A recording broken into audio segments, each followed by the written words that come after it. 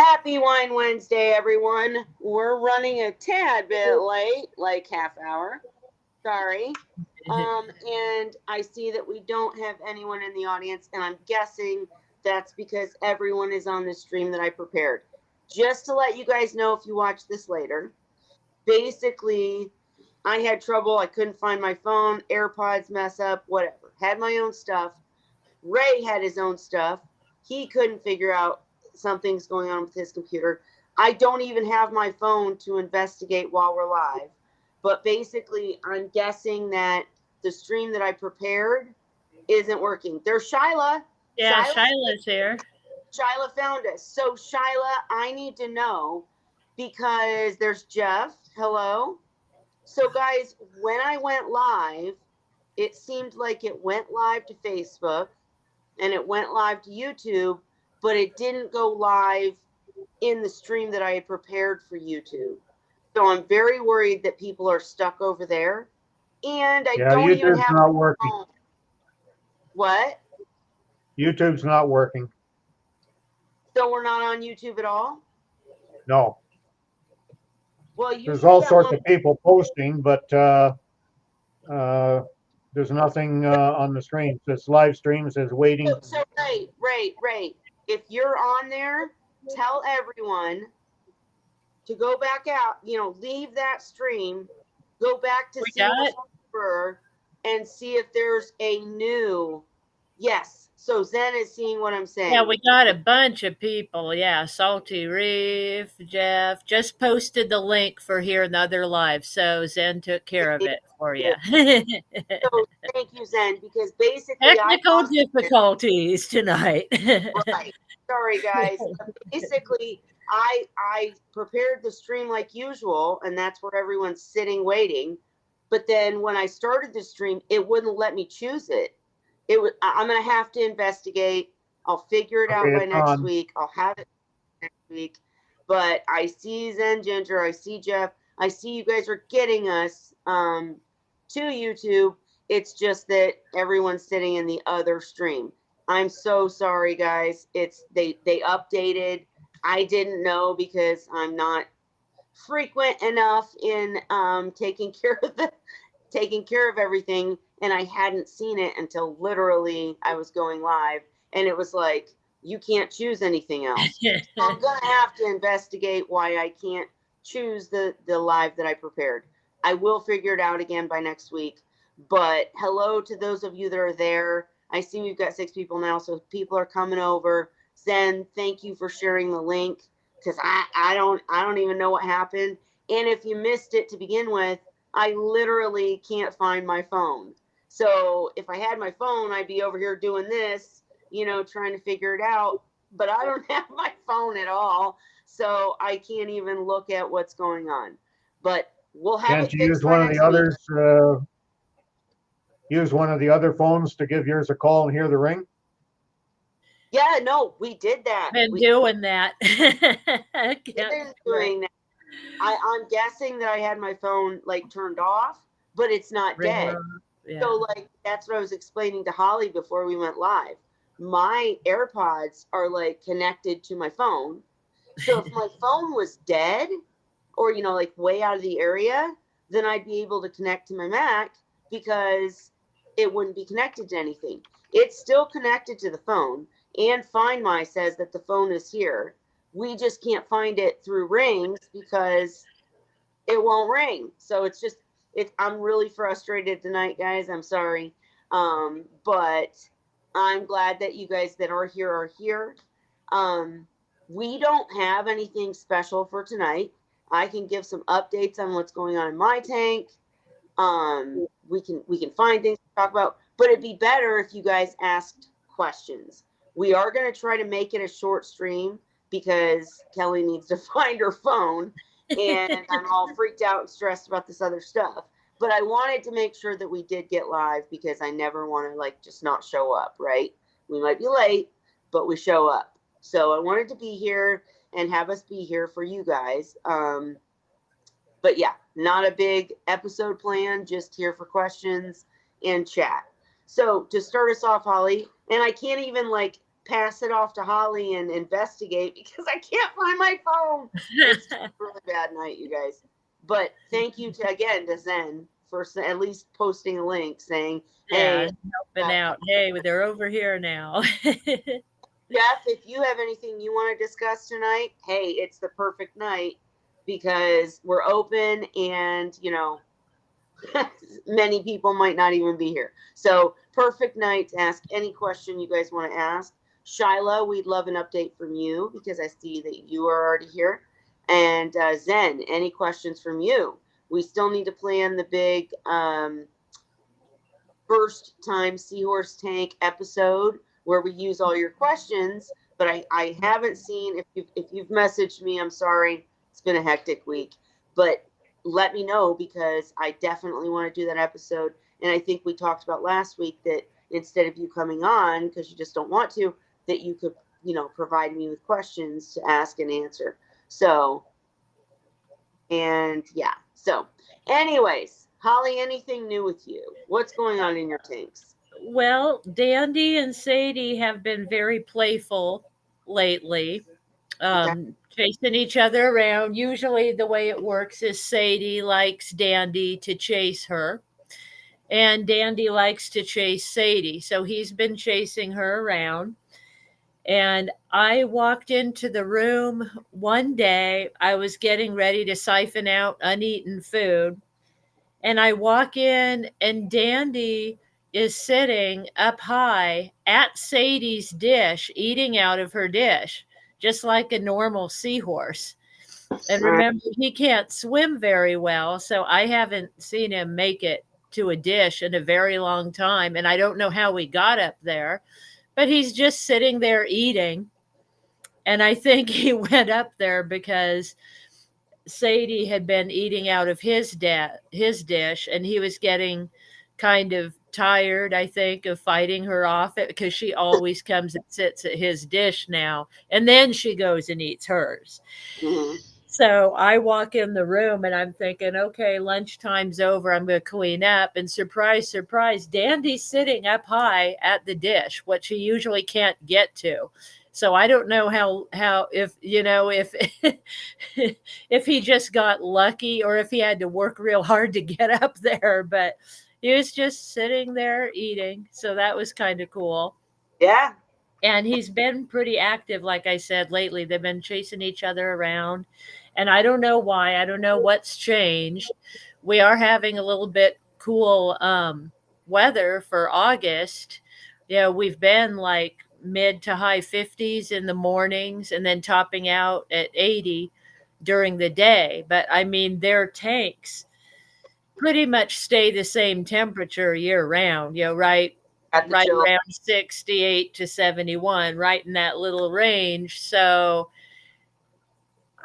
I don't know, but yeah, they're feeling spry lately for whatever reason. Awesome. Good to hear. So Jeff wanted to know, he had a question for the panel. How many tanks and seahorses do you all have? And I'm going to edit that question because obviously we say if someone's giving you advice on seahorses, maybe do a little research, make sure they didn't just start, they've been keeping seahorses for a minute. But like Ray's answer might surprise you. So I'm going to edit the question and say, how many seahorses are you currently keeping? How many seahorses and tanks? And how many have you had? So Ray, start us off. How many seahorses and tanks are you keeping and how many have you kept? 7 different species in the past. I have none now. I still have lots of tanks though. I see one right behind you. Do you keep them running? Pardon me? Do you keep them running, the tanks? Just this one. And why are you keeping it running? Well, I was hoping somebody might want to see it running and buy it. There you go. Okay.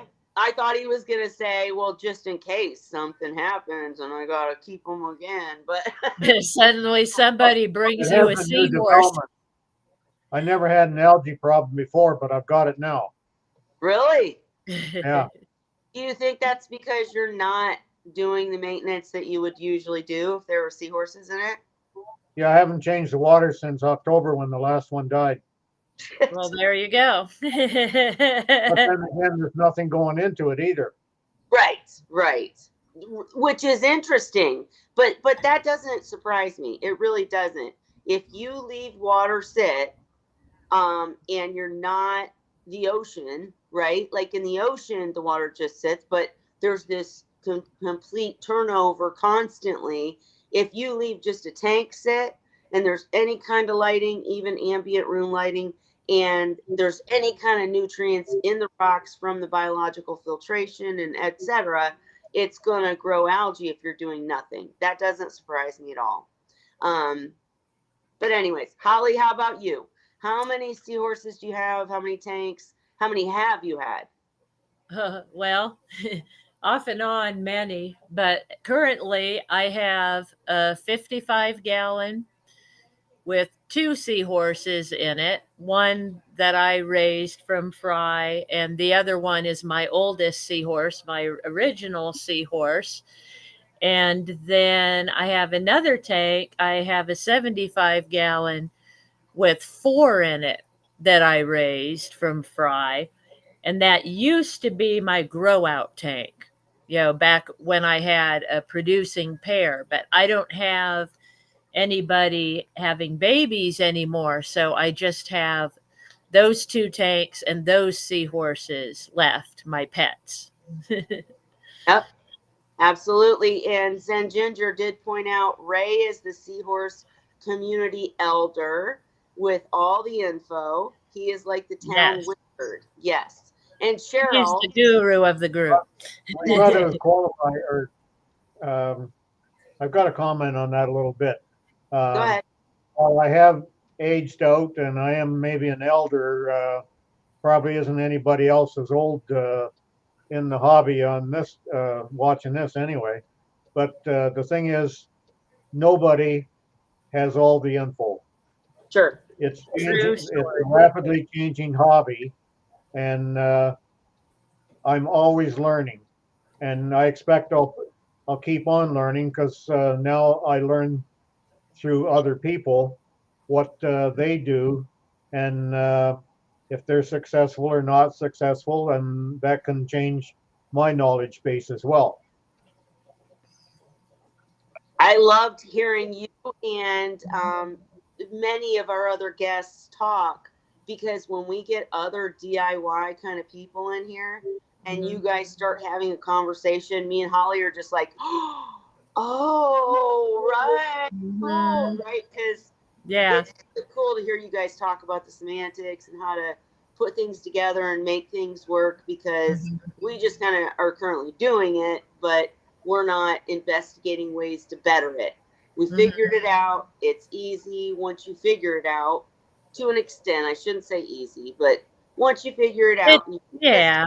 it just works. It's not hard, just labor intensive. Once you get in your groove, you just do it, and it's not hard at all. And things So yeah. wrong, but it's just incredible to me. That's why I love doing this channel, even though I don't have all the answers for darn sure. I still love having people like Ray or Cheryl come in and maybe not argue, but discuss the differences in the way people are doing things now, because you get the expertise of people who have succeeded, know the right way, can do it, but other people who are saying, yeah, but you can do it this way too and succeed. And it's a really cool combo, and I love it. I love when we get the community. Our DIY conversation last week, I think, got Cheryl kind of confused, because last week I posted that Oh yeah. drill The press drill replacement, picture. and then when she went on the website there, she couldn't figure out what's going on. Yeah. Well, and we need us all here every week so that we can all, discuss it and know what we're talking about for sure. But to answer the question, the Bonnie original, made it. what? Bonnie made it. Oh, good. Yeah, I see that. Salty, I understand you got to run, but I want you to come in here and share what's going on with you for sure. We need to know what's up. But to answer the original question, my current, so in the past, I've kept, I think 6 different species. Let's see, Barbori, Cuda, Erectus. I know there's more. What else have I kept? Redi, hybrids, which aren't really, see, like I have a lot that aren't species. So like a hybrid Redi erectus isn't really a species. A piebald is just, it ultimately is just an It's erectus. an erectus, yeah, Right. just a color pattern. Exactly. So it's not really a different species. But I feel like I kept something else. I actually secretly on the sly tried to keep sea dragons. That didn't work out well. You can't do it on a hobbyist level.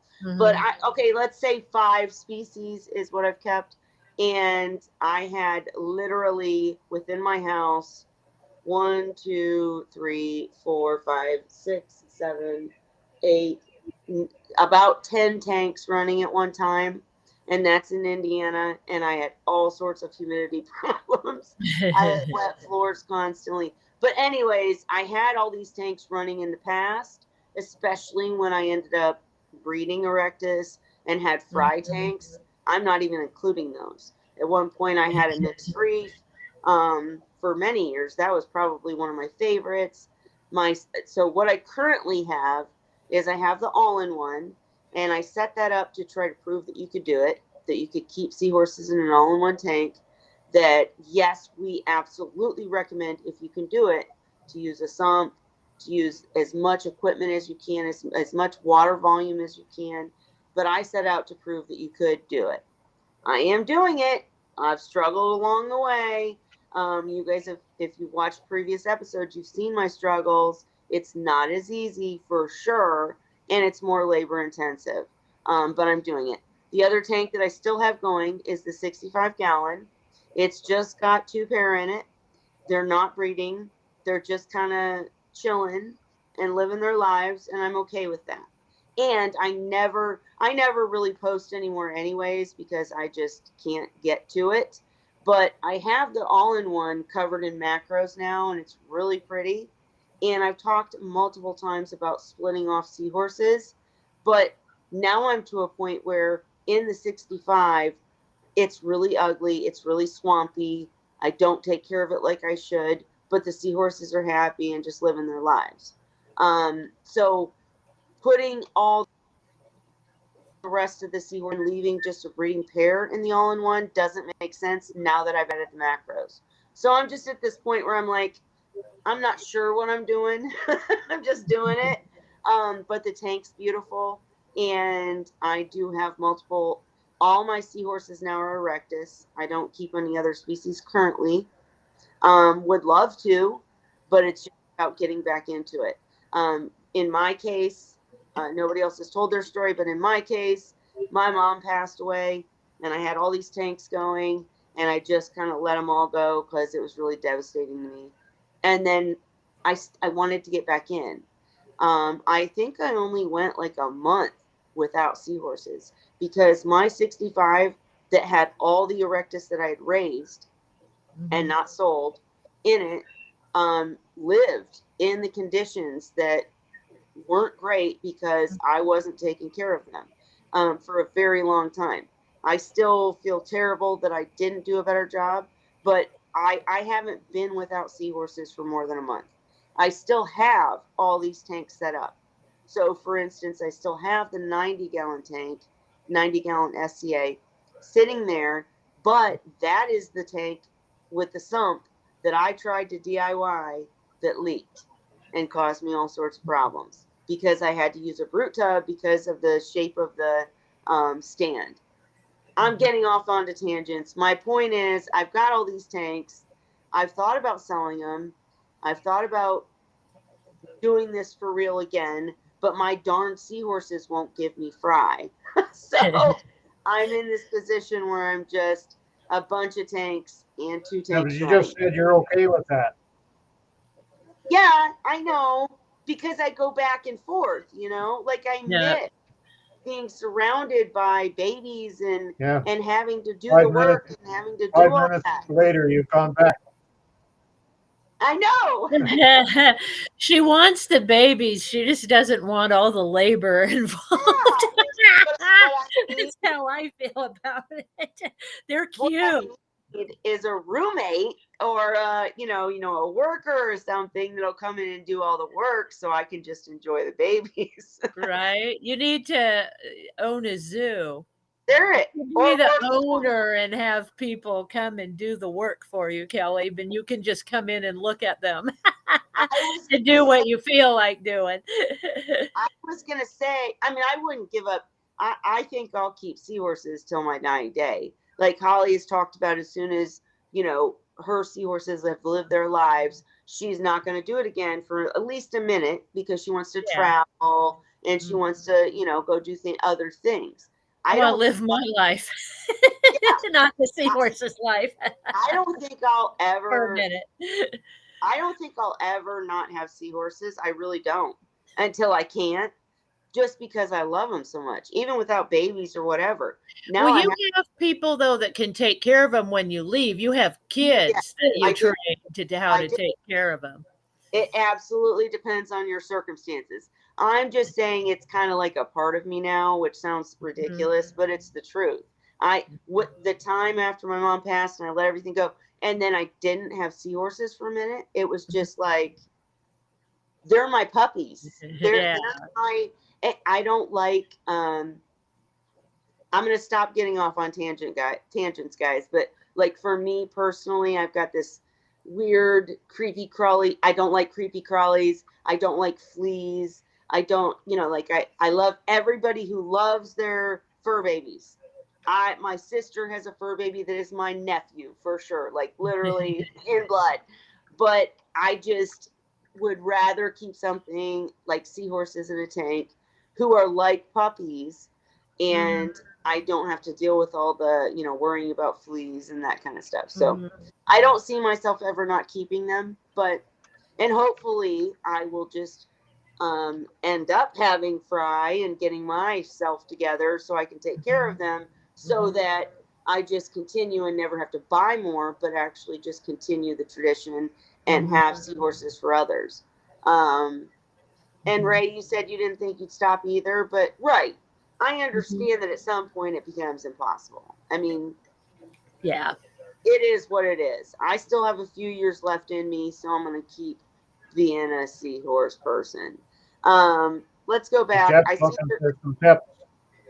what? Jeff's looking for some tips. Yeah, I know. I saw that. I was trying to see if I missed any other questions, but we'll go to that. Jeff wants to know if there's any tips to encourage seahorse breeding. Go ahead, Ray. Well, there's so many different things you can try. There's nothing that you should exclude. If you're having problems, try anything. And the first thing you can try is to vary the temperature a little bit. You can vary the light period. Wait, hang on, Ray. Let's take this one step at a time. Varying the temperature, do you mean up or down? Well, as long as you're doing it gradual, you can go either way. But Okay. it's easier to go down than up. See, I always heard in that. the wild, seahorses do experience temperature gradients that are quite different, and they can be quite sudden. So they're pretty resilient that way. The biggest thing that they don't, or that they can't handle, is a quick rise in salinity. But or temperature. some people have played around with salinity to get some results, and whether they had the good results because of this change in salinity, or whether it was going to happen at that time, nobody knows, because most of these things haven't been scientifically studied. It's all anecdotal. But things like overall, and I'm gonna shut up and let you talk. But overall, the things that you're going to mention about lighting, temperature, and salinity, it's all about making the seahorses think the season has changed. Is that not it? Well, that's the theory that some people have, but to me, it's just a case of with plants, for instance, I grow a lot of tomatoes. Okay. You can do certain things, like I can shove a shovel down through the root ball of a tomato plant when it's not producing um, ripe tomatoes, and the tomatoes will be smaller, but it'll get that signal that hey, we're stress mode now. We've got to reproduce, so we have to start ripening up these tomatoes to make sure that the seed is viable to produce more plants in the future. Also, right now, I'm getting a big blight attack, and that blight in itself has triggered the plants to go into the ripening mode. So tomatoes that normally would get, say, 3/4 of a pound might be only a third of a pound right now, but they're ripening up anyway because of that stress mode. So I think there's a possibility that it may not be a seasonal thing. It may be a certain stress that comes on the seahorses. So And would you say then that if it's a stressor that's causing the change, would you say that you better have your T's crossed and your I's dotted before you even try it? Like you better have really healthy seahorses and a tank that you understand before you try messing with it, because if you stress them any sooner, it could not promote breeding but disease. well, that's why you try the simple things first, like lighting period. Change your lighting period, make it longer, make it shorter. Um, some people have the ability to have different colors, and they can experiment with that. Um, as far as temperature, that's something that you can. I would not want to raise the temperature above 74, but I would have no problem in lowering the temperature to see if that would have some effect. Um, So I'm sorry to keep it.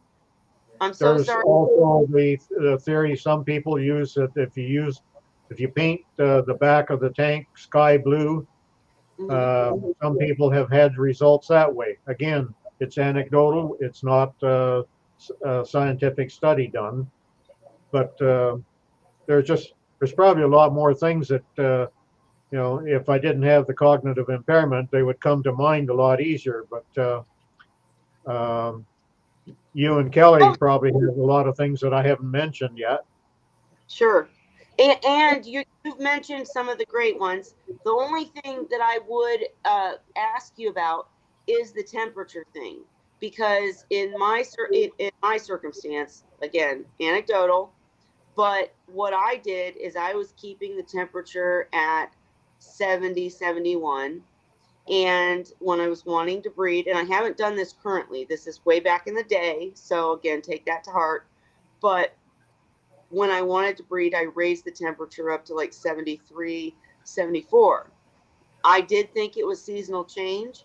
But my question to you, Ray, is, and it did work back then, but my question to you, Ray, is if you lower the temperature, to me, in my mind, that makes me think they would breed less. I understand your point about it being a stressor, and maybe they think, oh, it's getting colder, we better make babies. But But like I'm more of the they belief slow that down. They it's slow just down the fact that you're changing something, and changing. they'll notice that change. Like you can even some people even change the decor. Um, and I had one fellow that started growing mackerels and seagrasses in the tank, and then they started reproducing. So he sold on the fact that that change made it for him. I don't know for sure if it did. I'd say it's possible, but again, it's all anecdotal. I don't know of any studies by anybody that have ever found um, that would be considered scientific uh, regarding making changes to encourage the breeding. And we have discussed also that sometimes you just have horses that don't like each other, right? I mean, like they just Right. aren't breed. because maybe there's sister and brother 7 times down, or maybe they just That's don't another like. thing there. If you've got 4 seahorses in a tank, split them up and just put 2 in the tank and see if that will do it.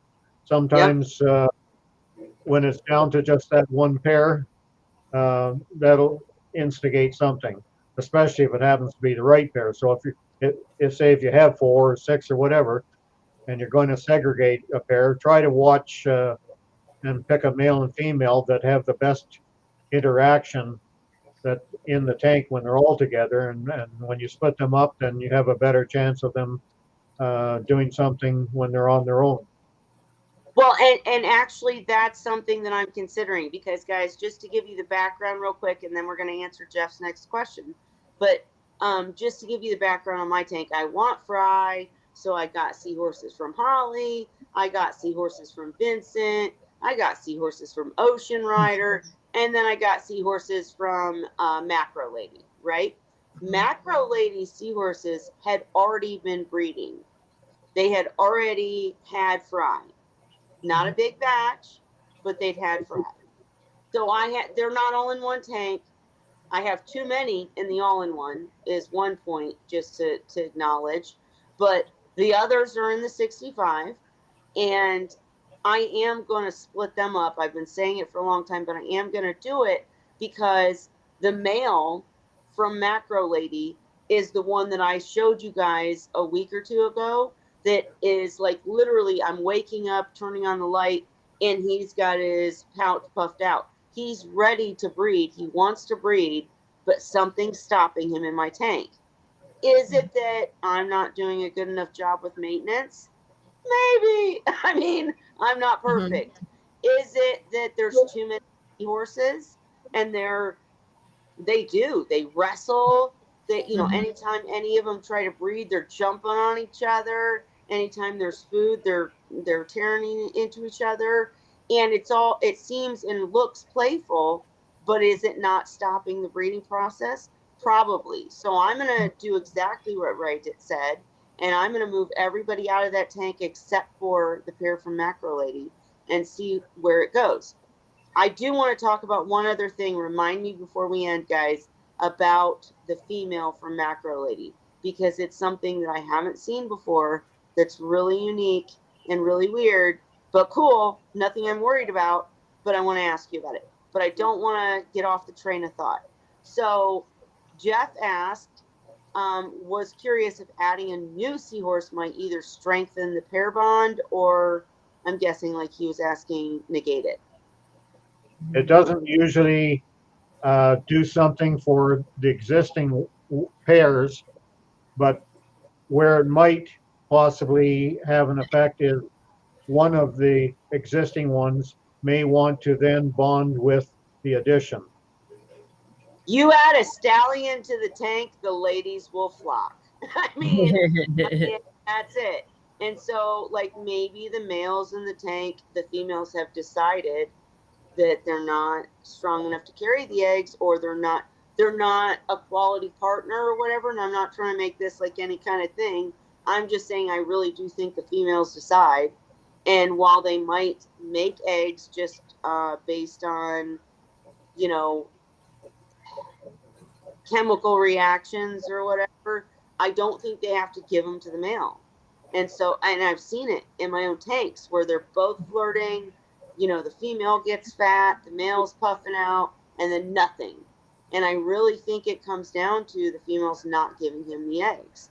So I agree with Ray. It's not going to help you entice the current pair to breed, but it might be a case where that male hooks up with the female and you get fried. You might have to remove the male you have already in there. Holly, do you have something to say? You look like you're squirming.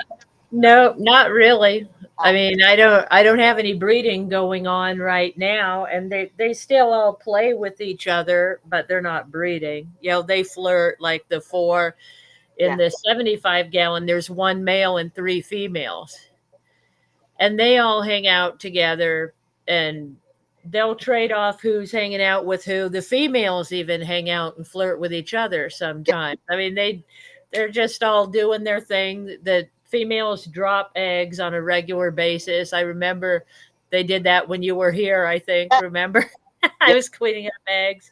But I mean, I'm not trying to get them to breed, so I just let them do whatever they're going to do, and I don't really pay that much attention And, at this point. and totally left field. It would be amazing if scientists and Mhm. you know, like we need to talk to Graham about this. But Mhm. the Academy of Sciences, California Academy of Sciences, it'd be really amazing if they, you know, we're talking about it for humans. Why not for seahorses? They're worried about seahorses in the wild. Let's take all these eggs and figure out how to Yeah, in vitro. in vitro. That's right. I mean, just a thought, you know. Yeah. Now, Um, one thing, Sadie, I think, wants to breed. You know, Dandy's not a viable mate, and that's the only other seahorse in her tank. But every evening she dances by herself in the yeah, corner. yeah. And I think she's practicing, you know, just in case. You know, she likes to dance. And so every evening she's there doing her little dance and maybe hoping Prince Charming's going to show up. So I feel now, bad now, for her here's the thing. sometimes.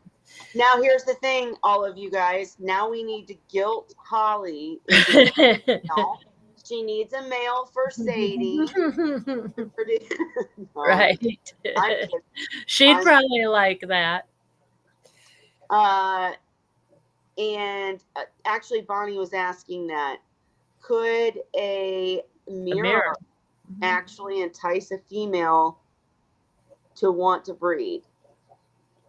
And I guess, Holly, you would say yes, because they're already dancing. Yeah, but I don't think she wouldn't want to breed if she didn't have one. I think it's just her circumstances. Right. And she still likes Dandy. I mean, she loves to play with Dandy and spend time with him and steal his food and flirt with him. And, you know, they've been friends. He was her first friend in that tank when she was a juvenile. She's always liked Dandy. And she did pursue him for a little while, and I think she figured out eventually. Good mate, right? Because she's 4 years old now. She's been in that tank about 3.5 years. So I think she's figured things out with Dandy, but she still likes him and likes his company. So Zen said maybe Yeah, her reflection is. I have a TikTok about that. I have maybe. called self-love, and yeah, and I don't know that they think their reflection is going to make an advance, like you said, because I think they almost know that it's them. It's almost like admiration in my book. That's my thoughts. Could be. She likes the char chamber too. She dances for the char chamber also. So I don't know what that's about. Look at me, I'm beautiful, and hey, Miss Char Chamber, look at me, I love you. Yeah, I mean that's it. But as I agree with Holly, Bonnie. I don't think a mirror would play any part in getting them to breed, because it's not about.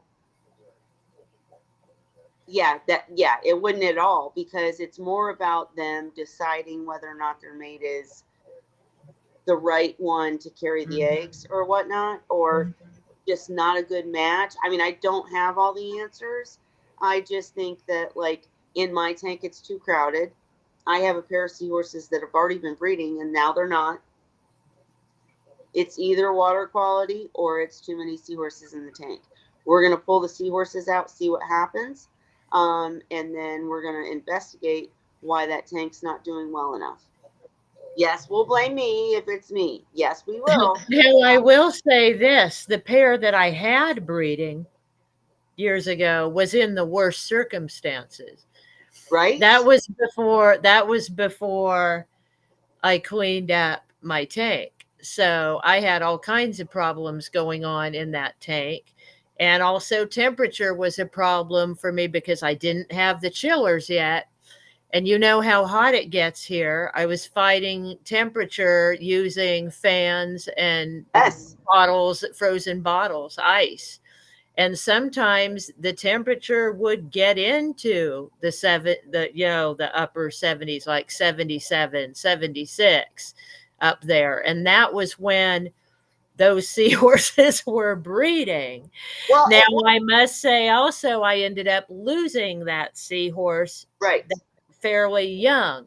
So Yes. it also created problems, for me, for the seahorse's health, that wasn't worth the fact that they were breeding. But that's So- what was going on. To tag on to that, I'm going to go back to what I said originally. So again, higher temperatures, you want to avoid them, period, with seahorses because of all of the problems that can happen when the temps get too high. I am one for sure to say that. I've got a video out there talking about all the work I had to do to save the seahorses that I'd raised from a temp spike. But it was a 10-degree temp spike, right? It wasn't a degree or two. It was a drastic temp spike in a short amount of time. You can't have that.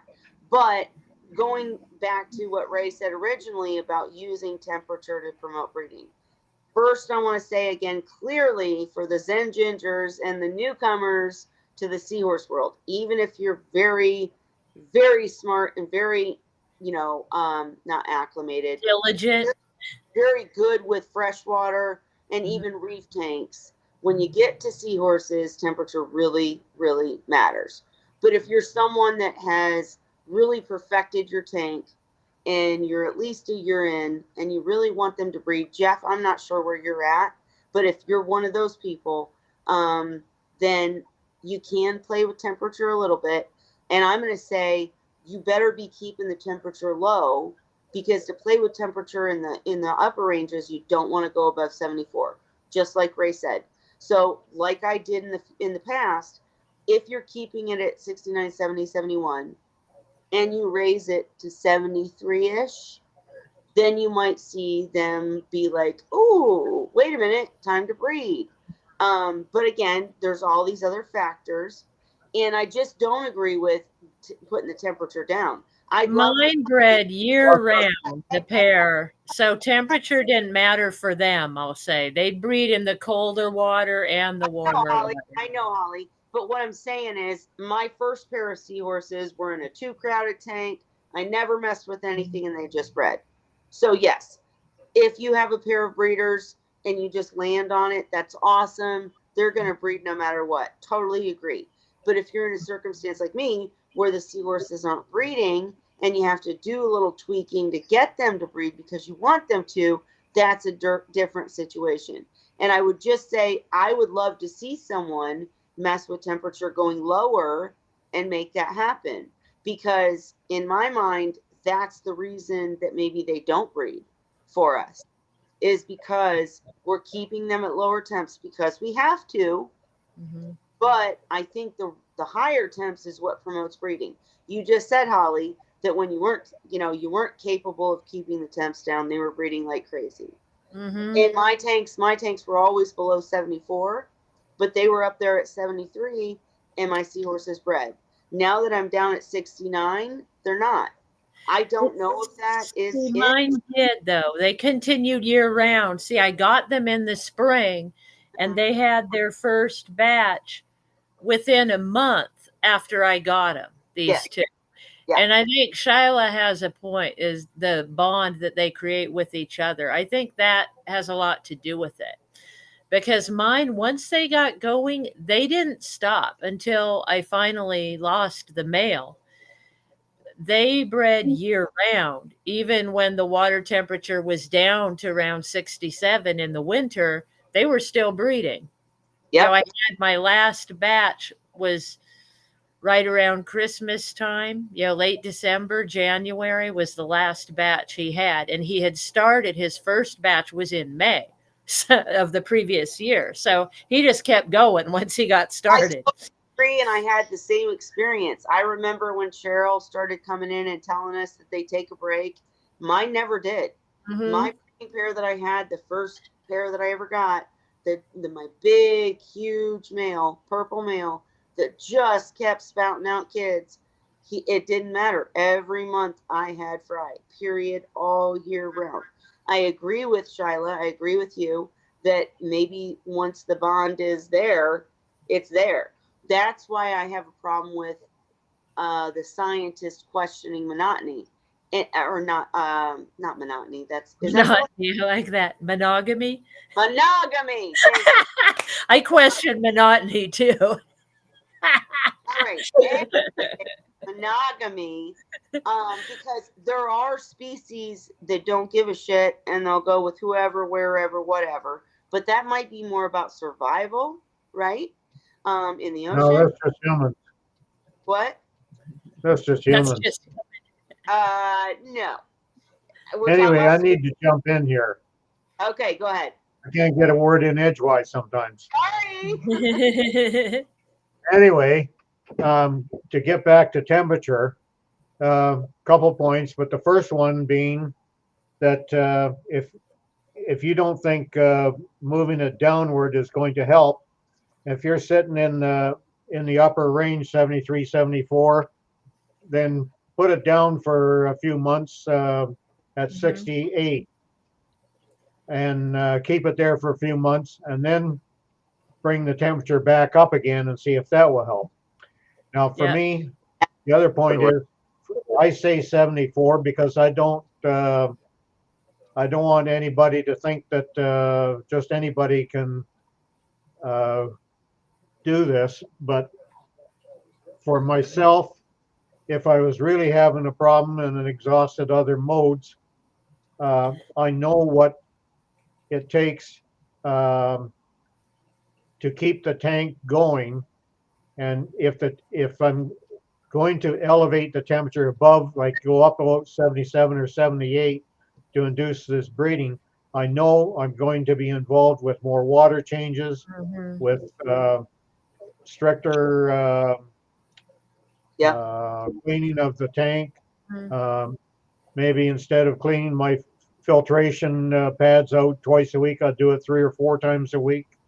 There are a lot of things that someone that is experienced and understands their system knows what they can do to handle that extra increase in temperature for, say, a 6-month period, just to find out. And if it doesn't produce anything in time, then move it back down again, so you're safer.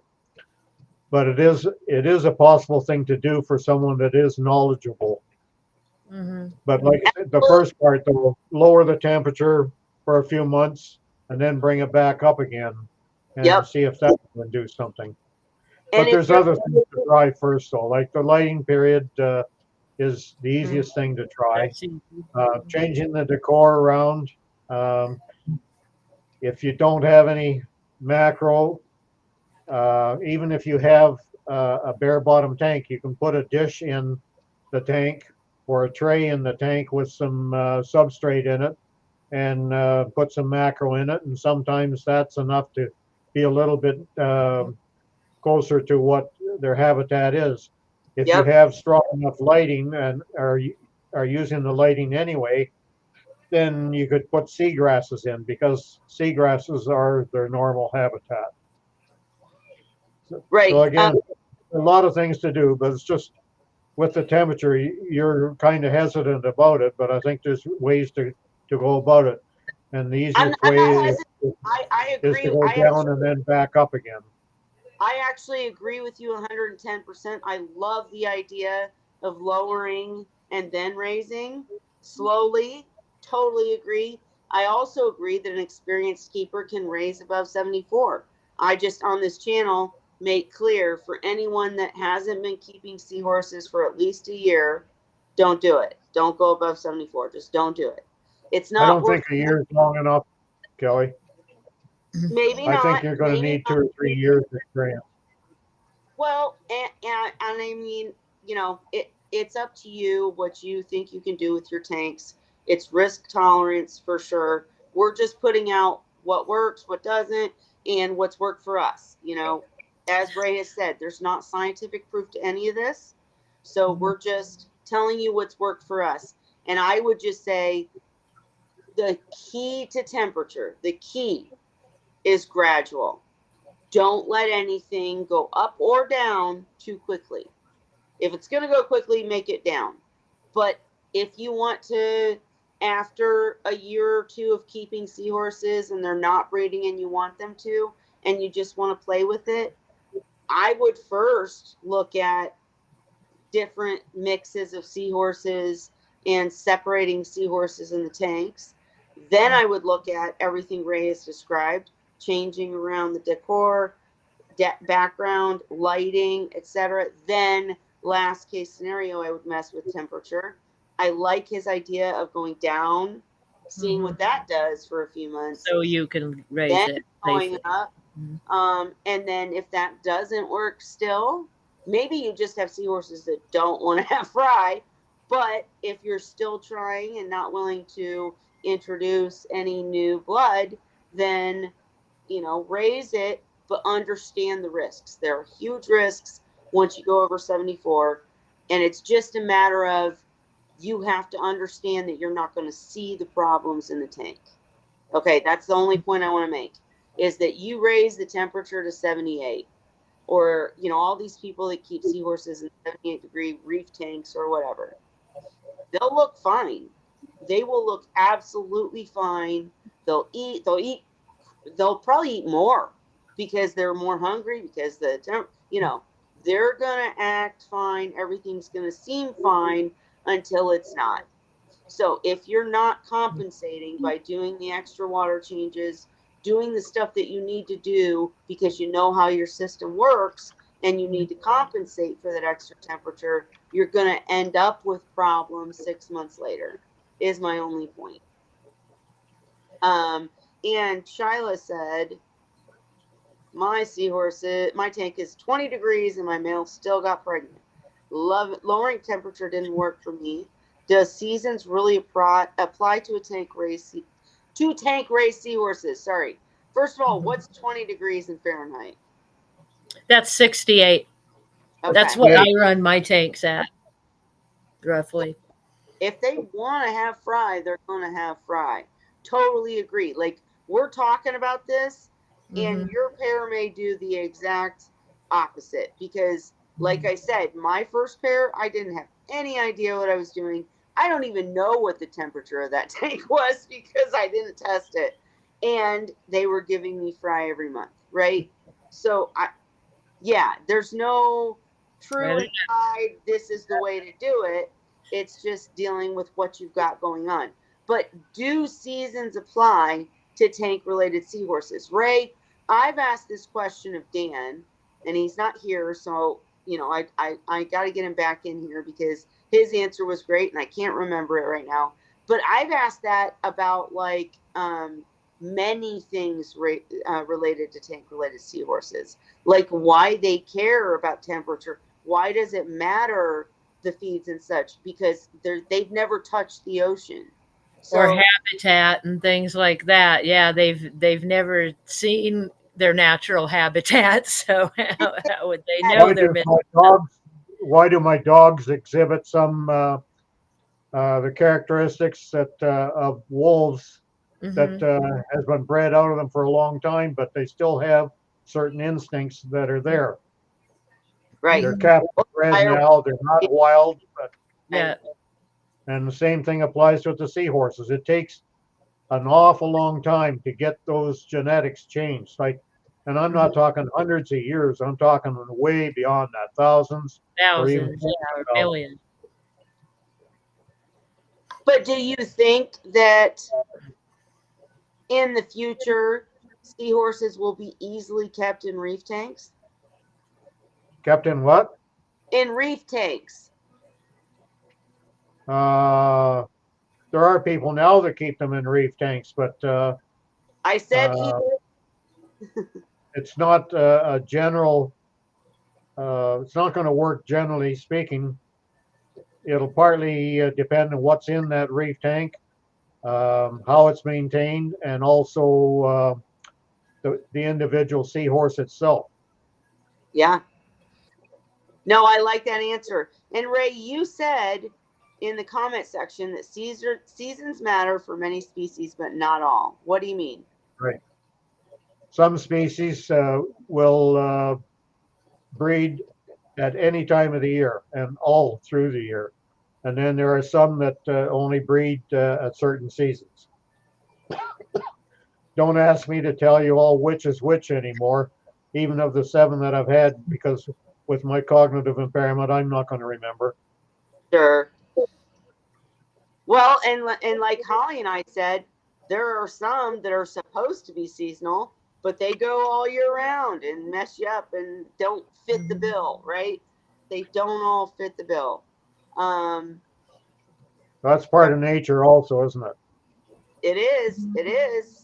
I'm alive and I probably shouldn't be because of some of the things I've done in my past. I was a crazy seahorse, y'all. But Bonnie, you asked how tall is the tank? That's a great question because of the fact that that used to be something that people said. People used to say you need to have a tank so tall for seahorses, right? It's been proven wrong multiple times. I had a buddy, I'm not going to remember his name right now, but he had a tank that was 12 inches tall and really, really long. It was like 300 gallons, but it was long and tall and short, and his seahorses bred in it, right? And they were fine and they loved it. I had a 55-gallon breeder tank, which is low, and they had no problem in that. Yeah. So this tank, I'm trying to recall. I'm about to go pull out a tape measure. I think I've said it before. It is short. It's I think it's 18 inches. Don't quote me on that. Let me check. Might be 16. It's a weird shape, right? Because it's a box all-in-one. And so like even when you buy it, looking at the inches and the measurements doesn't really count because the back half is part of that measurement, but that's for wide, not tall. I know that. I'm just saying it was very confusing when I bought it. But it's 16 to 18 inches is what I'm going to say. And that is short. I've asked you guys on this channel before because I see them doing that spin upwards and they seem to cap out. They seem to hit the top and be like, "Oh, we're not there yet." I don't have an answer, but I've seen so many seahorses figure it out in those conditions. I don't know. Maybe I should clean out the 65-gallon and put the pair from Macro Lady in there. I don't know. It's just all a bunch of work, and I don't like work. So, but I want to figure it out. I'm taking my time too, guys, because don't forget, this girl's going to Italy in October. We're going to try to do Wine Wednesday from Italy.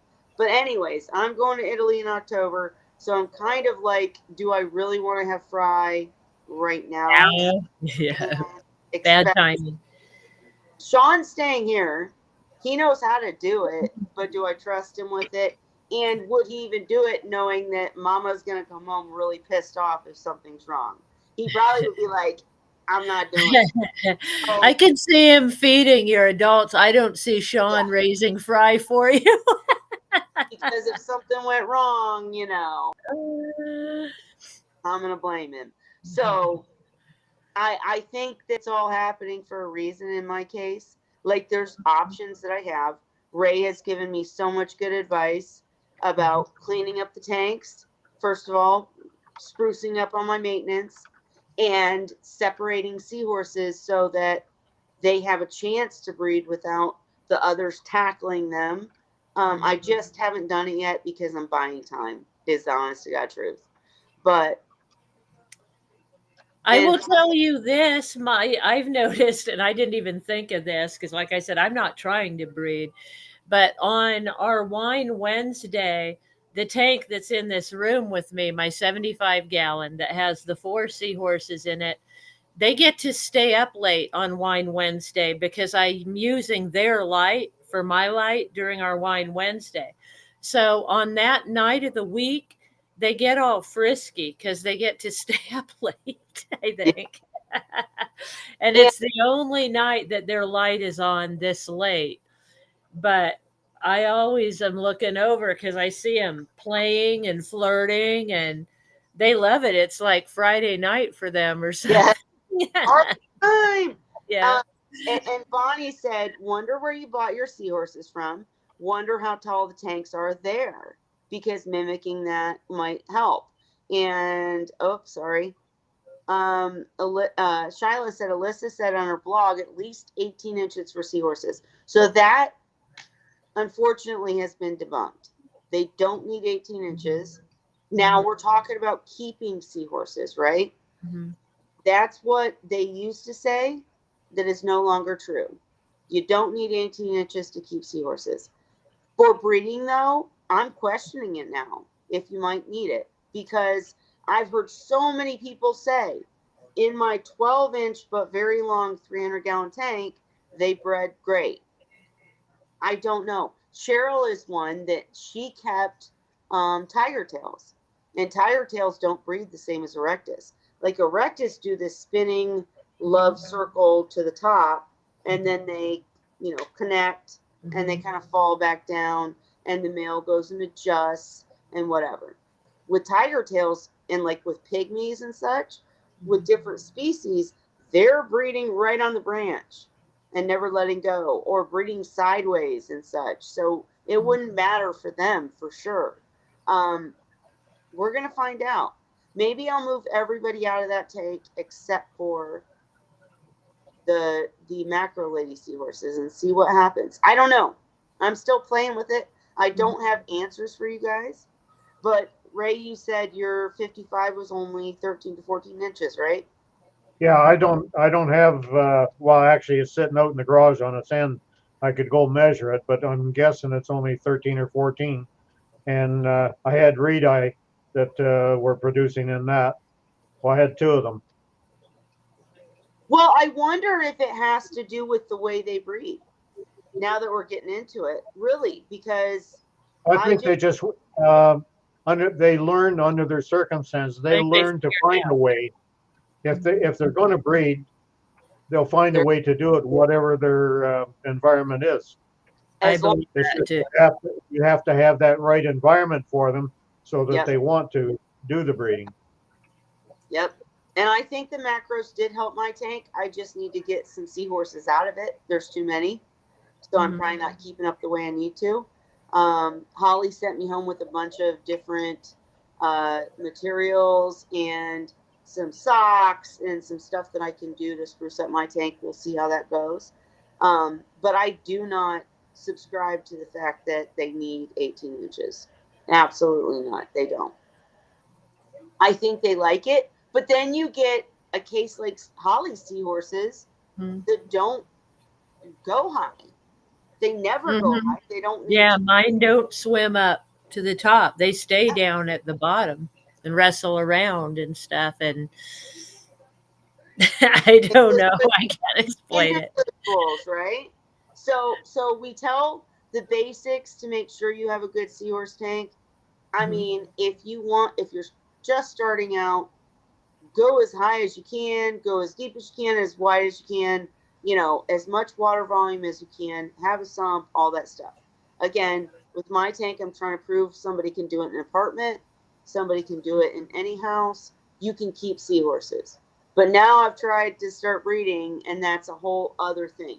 Obviously, I have proved you can keep seahorses in an all-in-one tank. They're fine. It's overcrowded, and they're still fine. And I've got macros and whatever, and it's still fine. But yeah, for breeding. I just went out and measured that tank. Okay. And the 55 gallon, if I measure from the very top of the rim to the very bottom, it's 15 inches. But the bottom pane of glass is raised up, of course. It doesn't sit down right at the bottom. Yeah. And you don't fill the water right to the top. And it's only 12 3/4 inches from the inside of the bottom panel to the top lip, the plastic trim around the top of it. Yeah. See? So you just never know. But I also want to say, Zen, don't be afraid if you're going to do a very tall, wide tank that they're going to give you fry, because it doesn't mean they will. they're individuals, right? I don't think height matters at all. I think, like Ray said, if they want to, They'll figure it out. they're gonna figure it out.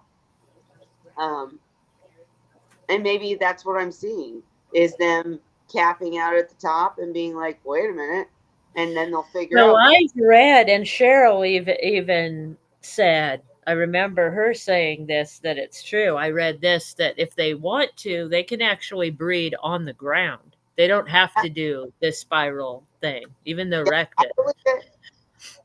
No, I believe it. It's all about them matching up. If they really Mhm. want to, they They'll can. figure it out, I think.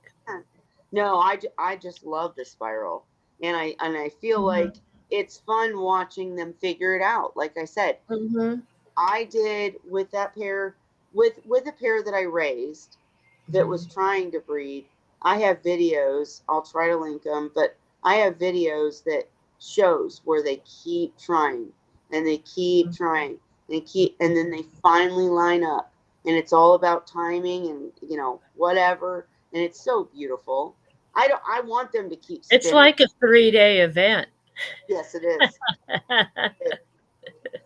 But anyways, oh, Zen said, "Don't worry, she's shipping all of There them. you go. Take them. I want them, Yeah. all of them. Give me the babies, please. Give me the babies." And maybe Then you that's can it. ship a newborn fry When they're before they new. start feeding or anything. You just put them in a bottle. You fill the bottle right to the very top so there's no air in it, and ship them overnight, and they'll be fine. Mhm. And maybe that's it, you guys. Maybe it's that Seahorse Whisperer. We all are Seahorse Whisperers, but the person, me, Kelly, maybe I'm gonna be the adoptive mommy. Maybe I'm not getting Fry We're all because gonna he send you our fry. take care of all of yours. I'm game. I really am. I can't promise forever or results, but I'm game, and I'm totally. I know they do this in the like the puppy. I'm totally game. Like the cream of the crop, I'll give you back or whatever. We'll work it out. I want Fry. I miss him. Let me get back from Italy first.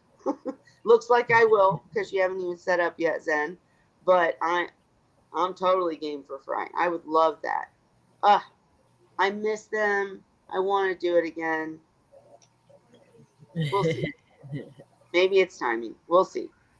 But anyways, guys, I said it'd be short, and now here we are, almost at 10 o'clock yet again.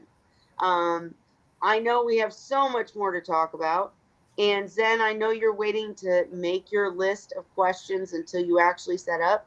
We're gonna do that. But anybody out there who has questions, like I want to set up for seahorses, but here's my question, ask them. Please make me a list, send it to me. Well, I want to have a here's the chat for newcomers. That's what I really want to do because we tend to stray into breeding every time because that's what I'm trying to do. That's not what I want for this channel. I want to be here for you guys, right? I want to talk about what you want to hear and what you need to hear to help you set up for seahorses or take care of your seahorses. I appreciate everybody that comes. Your questions are amazing, but I feel like I keep straying into what I want. So give me more questions. Give me a list so that we can do an episode for newcomers or for current keepers, Bonnie or whatnot. That just have questions. I want us to do all that. But what, Holly? Were you saying something? No, I was just reading what Ray said. Zen is not the original procrastinator. I am. And if I can do it, you can do it. Period. I am. I'm the one that's late for everything, you guys know, for One Wednesday. I'm the one that puts off everything because I'm so afraid to fail. And I'm not afraid to fail with seahorses because once you get it, you get it. And then once you know the basics and what they need, you can figure it out for your own self, for your own seahorses. It really is not as complicated as we make. We talk about the extremes, right? We talk about the awful stuff. We talk about, when they won't breed or when they get sick or whatever, because somebody out there might need to hear it. but just setting up for, that's why I want to do an episode that's just based on, hey, you're looking to set up seahorses, here's what we want to talk about, because it's not that big a deal to do it. Anyways, but for tonight, yep, Bonnie's saying thank you.